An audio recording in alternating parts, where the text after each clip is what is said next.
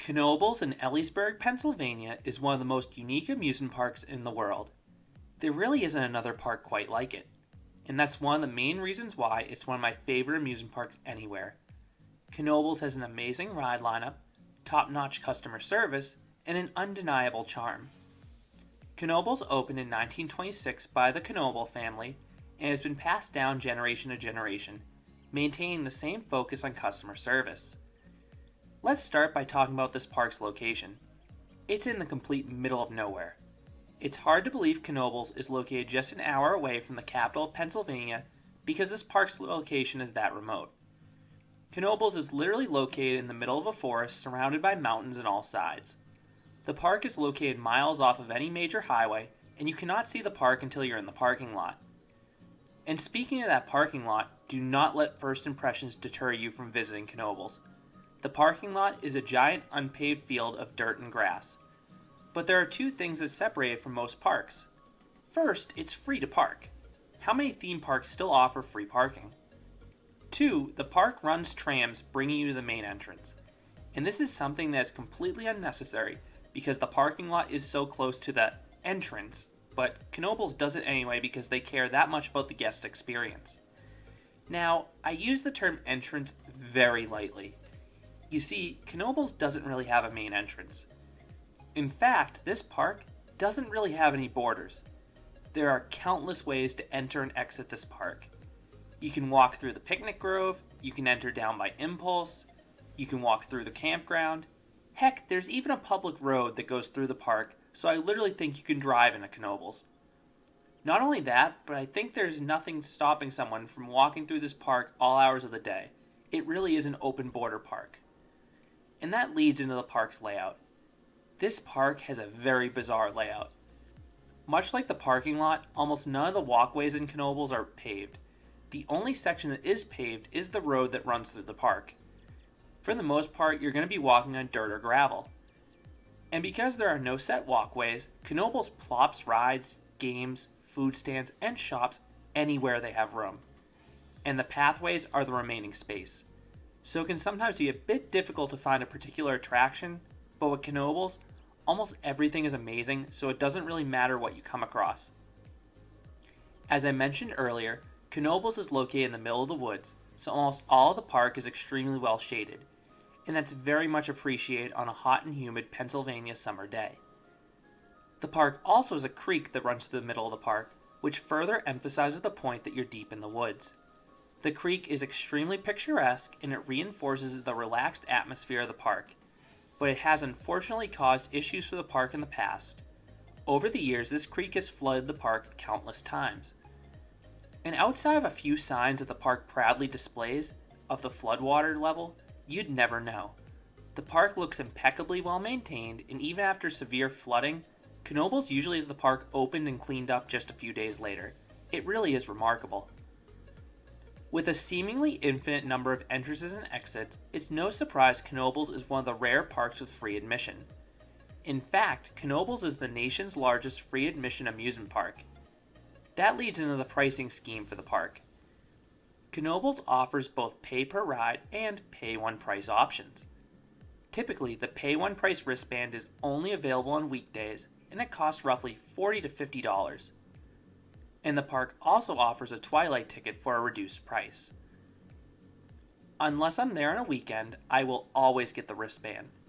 I always find myself marathoning Phoenix, and I want to ride pretty much everything in this park. All the flats run top-notch programs, and even the most innocent-looking rides have something special about them. Take the Sky Slide in Kittyland, for example. It looks like one of those dinky spiral slides, but I swear Knoebels greases this thing with how fast you fly down it. But the pay-per-ride option is an extremely fair deal as well. Most rides cost less than $2. And Phoenix, the reigning Golden Ticket Award winner for the world's best wooden roller coaster, costs just $3. That's insane. Compare that to most boardwalk parks that charge like $5 for a kiddie coaster or a random tilt-a-whirl, and up to $10 for an adult coaster. And if you want to get an even better deal, a nearby supermarket known as Weis will sell discount Knoebels tickets. The park has countless stands throughout the park where you can buy tickets, But if you want the wristband, you can only get those at the Handstand building, which is located by the mini golf course towards the middle of the park. One other tip I've noticed about ticket sales over the years, especially on weekends, is that the park's closing time often signifies when they stop selling tickets, but not necessarily when the ride lines close.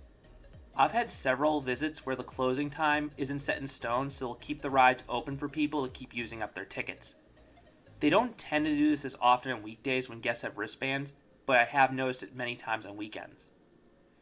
When you buy your tickets, this will likely be your first interaction with the staff at Knoebels, and it should be quite evident that this park prioritizes efficiency. This park knows how to move people through lines very quickly. In fact, they almost do it to a fault. In general, the park tends to prioritize throughput over friendliness. That's not to say the staff isn't friendly. They just seem to skip the small talk. But there are always exceptions, and I've interacted with some awesome people at Phoenix and Fascination, just to name a few places over the years. One other thing that's different about the staff at Knoebels compared to most parks is that they tend to be on the older side. Whereas most parks cycle through high schoolers and college-age students year after year, Knoebels tends to have the same employees year after year, many of whom I've recognized from past visits. And as I mentioned earlier, the park knows how to move people through a queue line. All of the coasters dispatch trains in less than 30 seconds on average, and many of the flat rides load equally as fast. Really, there are only 3 lines in the park that move slowly. One is the award-winning Scooters bumper cars, because of the insanely long cycle paired with their popularity. 2 and 3 are Flying Turns and Impulse, 2 roller coasters with understandably low capacities. The line for these 2 attractions can reach 30 to 60 minutes on busier days, although Impulse does have a single rider line that I've had good luck with over the years. Now let's talk about the ride lineup because it really is special. The star attraction is undoubtedly Phoenix, one of the best wooden roller coasters in the world. And this is the ride that put Knoebels on the map after the park saved it from Playland. What makes Phoenix special are the restraints. Phoenix has no seatbelts and just buzz bars. Buzz bars are single position lap bars that will rest a good foot above the lap of most riders, so you have plenty of room to experience airtime. And you get airtime in droves, particularly on the legendary finale. The other thing that makes Phoenix special, along with the park's other wooden roller coasters, is how well maintained they are. Knoebels actually owns a lumber company adjacent to the park, and they are constantly retracking their rides, even if they're already run smoothly and don't necessarily need the retracking. And that's most evident on Twister. Unlike Phoenix, which has a rather basic layout, Twister has an aggressive twisting layout that would probably either be trimmed to death or unbearably rough at most other parks. But Knoebels maintains this coaster extremely well, so it's instead a wildly enjoyable coaster with some great laterals and underrated pops of airtime. It complements Phoenix very well. Flying Turns is the world's only wooden bobsled coaster. For years, it seemed doubtful this coaster would even open. The ride was announced in 2005, but it took the park 8 years to build and test it themselves.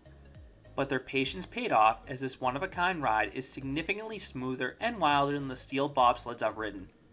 Just know this ride has probably the worst weight in the park, but it's very understandable given the ride's uniqueness.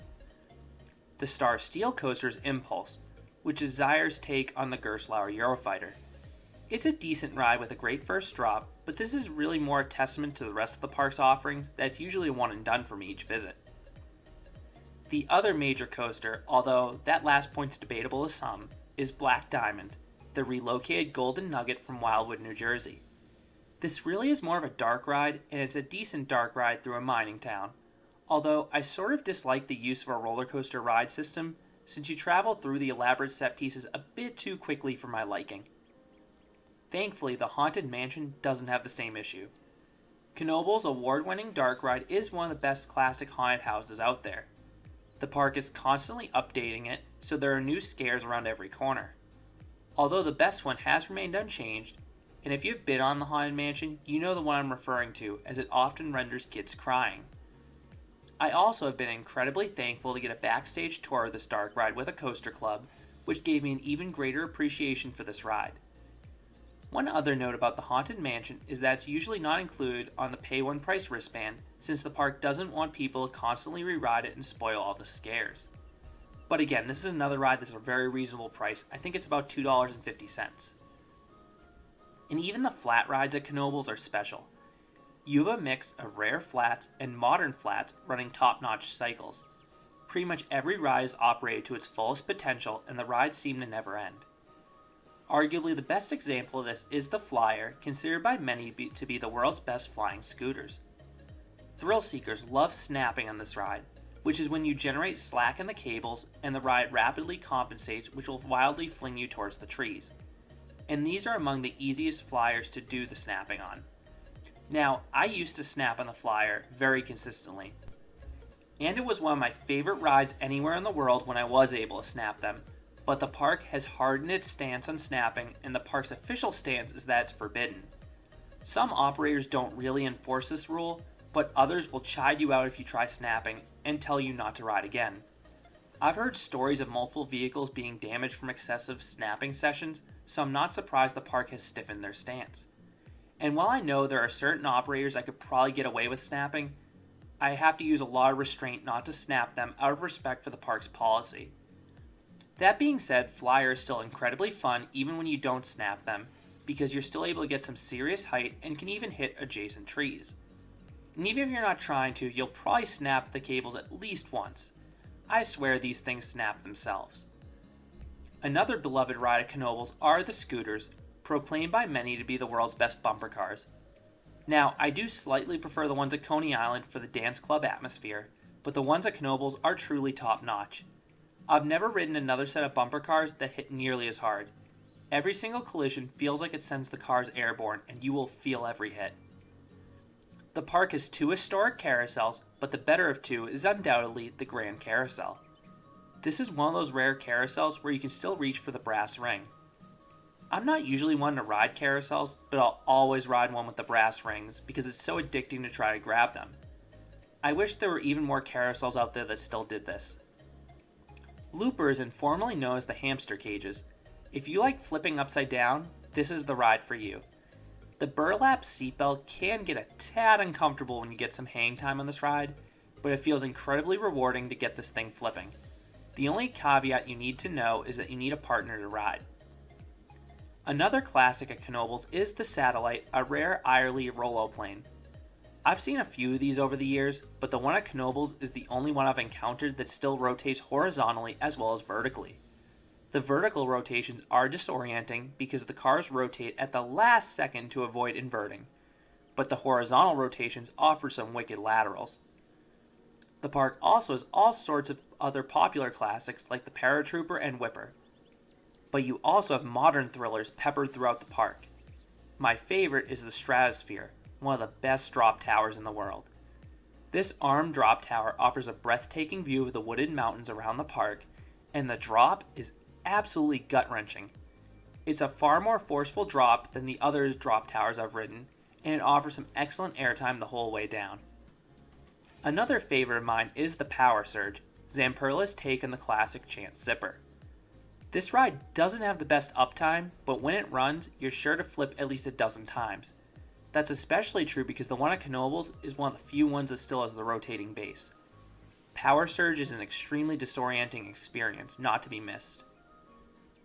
Now, the Northeast is notorious for enclosing scramblers indoors with a light show and music, but Knoebels does it a bit differently by enclosing a Himalaya.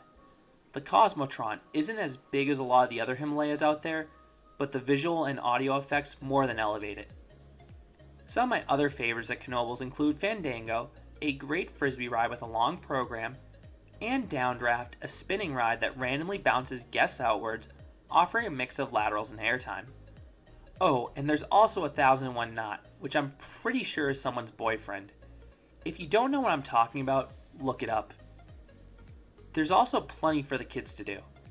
Knoebels has an extensive kiddie land, and for enthusiasts, they're sure to love Cosmos Curves, one of the wildest kiddie coasters out there, with some bona fide airtime pops, and a great setting above the motorboats.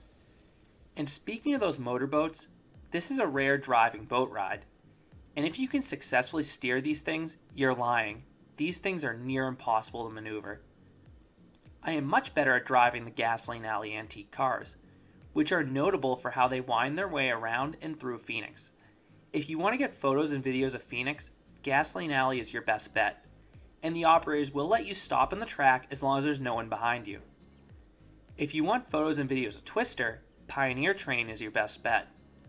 The train ride is about a half-mile long through the woods and often passes the local wildlife. The ride even has squirrel feeders along the route. Heck, you may even see some furry friends on the train itself, as this ride allows dogs to ride with you. Speaking of which, Knoebels is one of those rare parks that allows pets into the park, and that's another thing that brings an undeniable smile to my face. The last observation ride of note is the Scenic Skyway, roughly a 15-minute journey up the mountain. It brings back memories of the former Skyride at Lake Compounce, and the views of the park coming back down are breathtaking, especially when the lights switch on at night. Last but not least, let's talk about the park's water rides. The park has one of the best log flumes out there in the Giant Flume, which is tucked into the woods. But if you want to get soaked, your best bet is the Skloosh Shoot the Chutes or the Crystal Pool. The latter is essentially a water park that's an additional $10 to $15 charge. You have this massive swimming pool with several high diving boards and some water slides. Beyond the rides, you have all sorts of games throughout the park, and the most famous is Fascination. This rare game has participants rolling a ball onto a bingo board trying to get 5 across. The game is extremely addictive, and the prizes are unlike any you'll find elsewhere at an amusement park. Another underrated game at the park is mini golf. I love old-fashioned mini golf courses with obstacles, and the one at Knoebels definitely fits the bill. This course has some holes I haven't seen elsewhere. Now let's talk about food. For most parks, I make sure to eat beforehand and will wait until I leave to eat again. Most parks simply have overpriced and or mediocre food. But for Knoebels, I always come hungry. Knoebels often wins the Golden Ticket Award for the best amusement park food, and it's not hard to see why. Almost every single food item is delicious and it's affordably priced. Most of the food options are cheaper than takeout restaurants. If I were a local, I'd definitely go to Knoebels just to eat. Well, and probably ride Phoenix. The food really is that good. My personal favorite food item there are the pierogies from the roast beef stand near Power Surge. These are soft pillows of potato-y goodness drowned in enough butter to clog your arteries. And an important thing to note is that even though multiple food stands will sell the same food item, it's made differently at each stand. Another favorite is the pizza from Cesare's. One minor issue I've had at Cesare's over the years is that I often get reheated pizza when I order individual slices. But whenever I get a fresh slice of pizza, it's among the best pizza I've had anywhere. Some other favorites at the park are the French fry stand by Power Surge, the Old Mill ice cream stand, the Alamo sit-down restaurant, and the unique offerings from the Around the World food court, such as deep-fried alligator. Last but not least, this park has some very unique souvenirs. My personal favorites that I've gotten over the years are this wood-carved model of Phoenix and a grease catcher for the kitchen. But if you want your traditional pins, magnets, or shirts, Knoebels also has you covered. So that's a bit of a long-winded review, but there's certainly a lot to love about Knoebels. The park really is the full package. It offers a unique ride lineup combined with top-notch customer service, delicious food, and a classic amusement park atmosphere. Quite simply, I always leave Knoebels with a smile on my face. I'm not even exaggerating when I say this, but this is one of the best 3 or 4 parks in the United States in my opinion, and it should be a must for any amusement park fan. I always give myself at least a full day at Knoebels, but I could easily spend more time there because there are so many attractions to try. Plus, I also lose a large chunk of my day marathoning Phoenix. So those are my thoughts on Knoebels. What are your thoughts on this unique amusement park? Are you a fan or is it on your bucket list? Let me know down below in the comments. If you enjoyed this review, I'd appreciate if you gave this video a like and considered subscribing because there'll be a lot more roller coaster and amusement park videos here at Canby Coaster. Thanks for listening.